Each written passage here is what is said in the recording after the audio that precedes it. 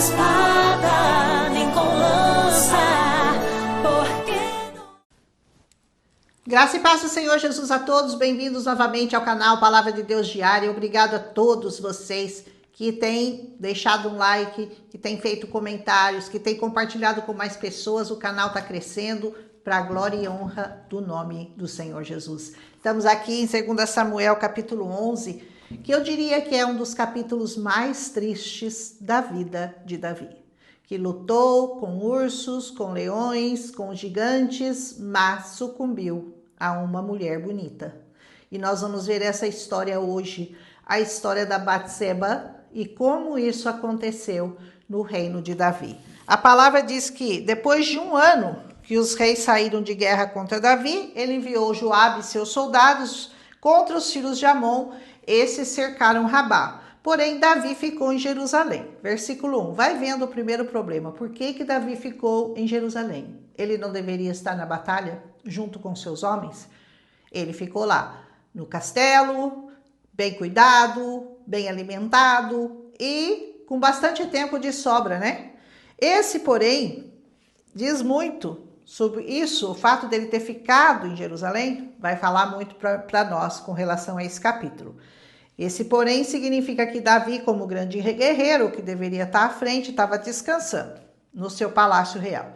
E acontece que numa tarde, deitadinho na sua cama, ele se levanta, vai passear pelo palácio, no terraço do palácio, e lá da casa real ele viu uma mulher linda se banhando. Versículo 2 conta isso. É claro que imediatamente ele tirou os olhos dela, né? Porque ele já tinha mulheres suficientes de sobra, certo? Errado. Davi quis saber quem era a mulher. E contaram para ele que ela era a mulher de Urias, que era um soldado que estava na batalha, junto com o seu Joabe, junto com o capitão Joabe. E ele certamente, quando ele soube que ela era casada com um oficial que estava lutando por ele, ele tirou os olhos dela, certo? Errou de novo. Mandou trazê-la ao palácio e deitou-se com ela, porque ela já tinha se banhado da sua imundícia, por isso ela estava se banhando lá e voltou para casa. Acontece que ela engravidou e o Davi quis ocultar o que ele fizera. Um erro ele vai tentar ocultar com outro erro. Como assim? Ele manda chamar o marido dela para que ele viesse e se deitasse com ela e achasse assim que ele era o pai da criança.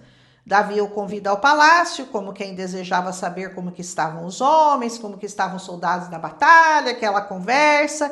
E ele contou que estavam todos bem. Davi lhe pede para ir para casa e até lhe deu um presente real.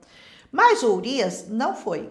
Veja bem, ele era muito honrado e ele disse que não achava certo ir se deliciar, se deitar com a sua mulher, enquanto os outros soldados estavam em guerra, combatendo pelo reino de Davi. Versículos 10 e 11 nos conta que ele não fez isso, ele não foi se deitar com a mulher dele. Vendo que o plano dele falhara, porque como que ele ia falar que o filho era do Urias, se ele não havia ido lá se deitar com ela? Ele convida novamente ele para ir ao palácio, embebeda-o, dá bastante bebida para ele e o instiga a ir dormir com a esposa. Mas ele novamente não foi, por causa da integridade do seu coração, diz essa palavra. Versículo 13. Então Davi manda que Urias entregue uma carta para o Joabe, que era o chefe da guarda, pedindo para colocar ele na frente da batalha, porque sabendo que certamente ele morreria, seria ferido e morto. Em outras palavras, ele mandou matá-lo. Essa é a verdade. E Joabe assim fez, colocou-o num lugar onde sabia que havia homens valentes, e o pobre Urias morreu, lutando por Davi e por seu povo. Versículo 16 e 17. Quando Davi soube que Urias havia sido morto na batalha, ele se finge de ter ficado muito bravo. Como assim que você expôs ele na frente da batalha, arriscou tanto? E mandou recado para o Joabe que isso podia infelizmente acontecer com qualquer um na batalha, mas que ele continuasse pelejando pela cidade. Versículos 23 a 26 vai contar essa tentativa do Davi de parecer indignado com a morte de Urias. Na verdade, ele até que achou aquilo muito bom, era o desejo dele. Passado o luto da mulher de Urias, Davi a trouxe para o palácio e fez dela a sua mulher. E essa deu à luz ao seu filho. Versículo 27. Muito triste essa história. Porém, o que diz o versículo 28? Esta coisa que Davi fez pareceu mal aos olhos do Senhor. Pode parecer que passou batido. Deus vai deixar de amar Davi? Não vai. Deus vai deixar de protegê-lo? Não vai também. Mas ele vai colher os frutos desse grande pecado que ele cometeu. Adultério seguido de assassinato. Um homem segundo o coração de Deus. E veja bem, aquele que está em pé, diz a palavra, cuide para que não caia. Muitos homens de Deus caem por causa do mesmo pecado de Davi, por causa de mulheres estranhas, mulheres que eles não deveriam colocar seus olhos, principalmente se eles são casados. Então, esse problema do Davi foi muito grave, ele cometeu adultério e já podemos deduzir aqui que foi só o começo de muitas derrotas que se sucederão a Davi. Aquele que enfrentara o leão e venceu, aquele que enfrentou o urso e matou, aquele que enfrentou gigantes e os derrubou, aquele que escapou da fúria de um rei poderoso como Saul e o perseguiu, ele escapou, aquele que venceu os filisteus, aquele que venceu os amonitas, aquele que foi atrás dos amalequitas, no meio do nada, trouxe de volta toda a sua família, seus despojos, aquele que se escondeu em cavernas, aquele que enfrentou o calor do deserto, as madrugadas frias do deserto, aquele que em todo o tempo não esmoreceu e manteve os seus olhos e sua integridade no Senhor, vai sucumbir agora diante de uma formosa mulher.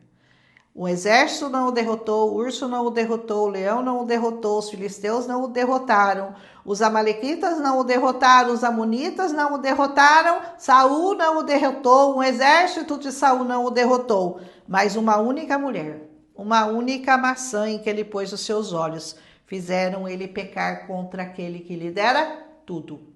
Aquele que tirou ele de trás das malhadas, aquele que o colocou num alto posto sobre reis. Em Israel ele foi o rei mais reconhecido, mais querido, mais amado, e ele caiu nesse grande pecado. Que triste decisão esse guerreiro do Senhor tomou. Não é verdade? Achando-se poderoso bastante para driblar tudo e todos, esqueceu-se de onde viera todo o seu reino e todo o seu poder, daquele que não falha, daquele que não erra, mas daquele que não tolera pecados. O Senhor não vai nunca passar a mão no seu pecado. Ele vai até continuar te amando, porque ele nos ama, independente das nossas atitudes, mas ele vai permitir que o Davi colha os frutos do seu pecado. Então vamos ver o que vai acontecer com Davi daqui por diante, mas a perspectiva não parece ser muito boa.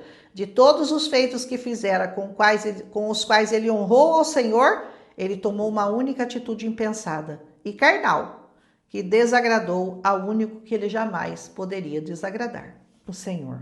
Vamos ver a seguir o recado de Deus a Davi, através de um profeta chamado Natã. Deus vai mandar um recado para ele. Amém? Amanhã a gente volta com 2 Samuel, capítulo 12. Eu creio que você já conhece a história do Natã e de como ele enfrentou e confrontou esse pecado de Davi. Amanhã voltamos com 2 Samuel, capítulo 12. 2 Samuel é sempre muito bonita. Cada capítulo traz muitas lições para a nossa vida. Esse do pecado de Davi é um alerta poderoso para aqueles que ainda estão tentando se segurar para não sucumbir diante de uma mulher bonita que não pode te pertencer. Tome muito cuidado, porque o Senhor vai cobrar. O Senhor vai continuar te amando, com certeza, mas a colheita virá.